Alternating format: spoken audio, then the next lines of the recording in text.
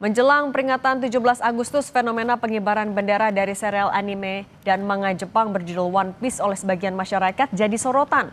Bendera itu dikibarkan di berbagai tempat, mulai dari pagar rumah hingga mobil truk.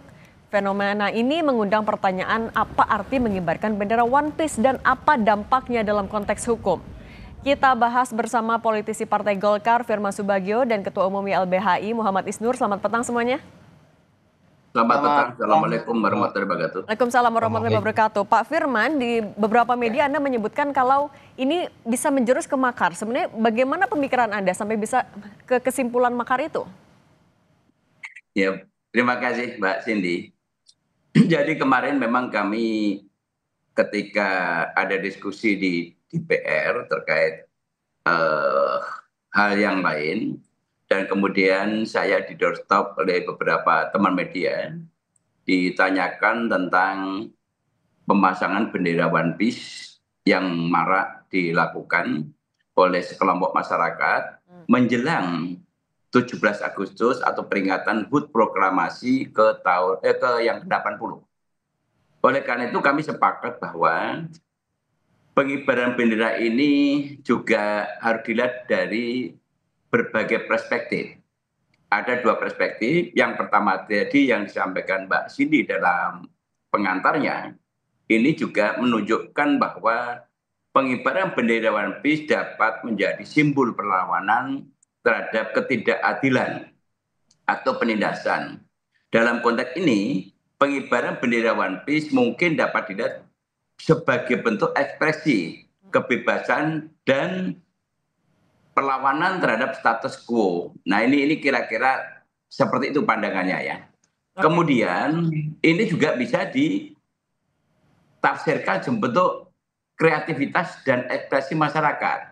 Karena kita mengakui bahwa ada kelompok masyarakat yang mungkin merasa tidak terwakili atau mungkin tidak terpenuhi apa yang menjadi harapan. Nah, kalau gitu dugaan ada makar ini dari mana Pak Firman?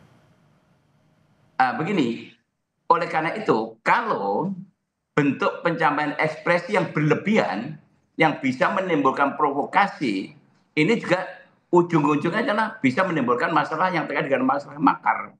Ini harus hati-hati karena itu milestone-nya kan seperti itu, dimulai dari hal-hal yang kecil, dan kita harus menyadari bahwa masyarakat kita ini kan tidak paham terhadap hal-hal seperti ini. Sehingga kalau masyarakat itu nanti terprovokasi secara berkelebihan, ini bisa menimbulkan konflik di masyarakat, dan masyarakat itu bisa kalau tidak memahami, bisa menimbulkan konflik bagi kelompok-kelompok tertentu yang punya agenda-agenda. Ini bisa juga ada agenda-agenda itu juga ya. Kalau Mas Isnur sebenarnya melihatnya, bagaimana kalau gitu pemerintah akan bisa membatasi mana yang memang ekspresi, mana yang provokatif menuju makar, dan apakah sebenarnya respon pemerintah ini sudah tepat? Iya Mbak, sebenarnya pemerintah ini menurut saya dan anggota DPR ya harus belajar dari Gus Dur. Gus Dur tuh membawa atau mendengar kritik masyarakat tuh dengan santai, dengan rileks gitu. Dan justru mencoba mengenali, memahami apa masyarakat itu seperti itu, kenapa masalahnya. Harusnya seperti itu. Bagi YLBHI, ini adalah bentuk semangat warga, partisipasi warga, kepedulian warga untuk mereka bertanya dan mengkritik tentang jalannya kebangsaan ini. Tadi cerita supir ya, 3 hari ngantri hanya untuk menyeberangi pulau, sehingga mereka frustasi. Dan mereka mengibarkan bendera, itulah simbol mereka merasakan ketidakadilan. Dan Jolly Roger dan One Piece ini, saya sebagai penggemarnya juga, didiskusikan banyak hal.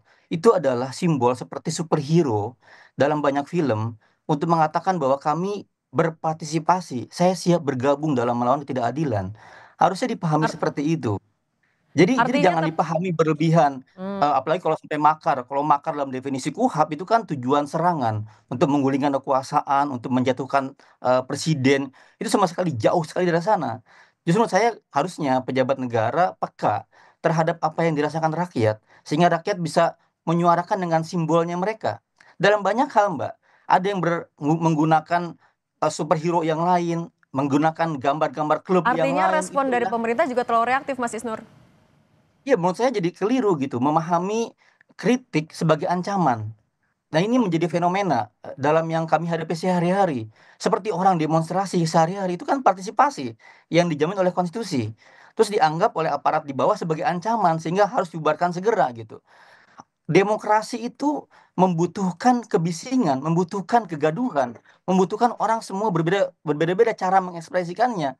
Itulah pentingnya kita kemudian memahami cara tangkap kita terhadap kritik seperti apa gitu. Nah, hari ini Pak Firman menurut saya sedikit merevisi posisinya dengan di awal bilang bahwa ini adalah ekspresi warga yang bermacam-macam. Saya pikir ada perubahan posisi pemahaman Pak Firman hari ini yang saya tangkap ya Oke, di kalau ada Kompas revisi pagi itu, ini petang itu ini. saya kita tanya dulu ke Pak Firman. Pak Firman, kalau misalnya posisinya sekarang lebih menghargai itu sebagai ekspresi, apakah masih mendukung ada konsekuensi hukum juga seperti yang disampaikan oleh Menko Polhukam? Ya begini, sebetulnya apa yang disampaikan Mas tadi juga betul. Ini kan sah-sah saja sebagai ciri khas sebuah demokrasi itu kalau ada perbedaan. Tapi kita juga memahami kultur budaya kita bangsa Indonesia yang belum memahami secara keseluruhan terhadap yang disampaikan tadi. Ini juga tidak boleh terkita apalagi dikaitkan dengan HUT proklamasi. Itu yang kami tidak sepakat. HUT proklamasi itu harusnya kita nikmati dengan pesta-pesta kemerdekaan seperti negara-negara lain yang cool gitu ya.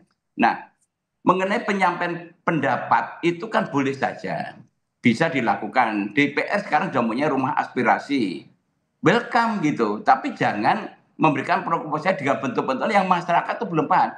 Ini justru tugas kami sebagai anggota DPR, bukan kami alergi. Masing-masing kita punya cara gitu. Kalau saya sekarang ini saya susah kepada masyarakat, nggak usah ikut mengikuti mengibarkan bendera-bendera seperti itu. Alhamdulillah di daerah Jawa Tengah itu nggak ada satupun bendera-bendera. Ini saya udah keliling kemarin dari Semarang, Gerobokan, Pati, besok ke Rembang sampai ke perbatasan Blora, macam nggak ada satupun bendera itu. Oke, kalau Apalagi gitu, kalau sampai membuat di jalan-jalan. Yang saya khawatirkan adalah jangan sampai masyarakat, sensitivitas masyarakat ini ada yang membangun narasi-narasi seolah-olah nanti disalah tafsirkan. oke, Oleh jangan karena sampai itu, ada narasi yang janganlah kita disalah mengikuti salah budaya-budaya artikan. yang bukan Oke, budaya Pak. Indonesia. Oke, kalau gitu Mas Isnur, kalau gitu ketika Iya. masyarakat mau menyampaikan kekecewaannya, langkah atau jalur yang bisa diterima semuanya kayak gimana harusnya? Ya ekspresi warga tuh nggak bisa dibatasi Mbak. Terserah mereka. Ada yang dengan puisi, ada yang dengan coretan di dinding, ada yang dengan gambar, dengan film, dengan karya apapun. Nah, tugas kita sebagai elit ya, tugas kita sebagai orang yang paham, harusnya merespon itu dengan baik. Ya, kami menganggap ini adalah ekspresi warga, kekecewaan, kesedihan, komitmen untuk menjaga keadilan sosial. Kami akan tanya, kami akan dengarkan.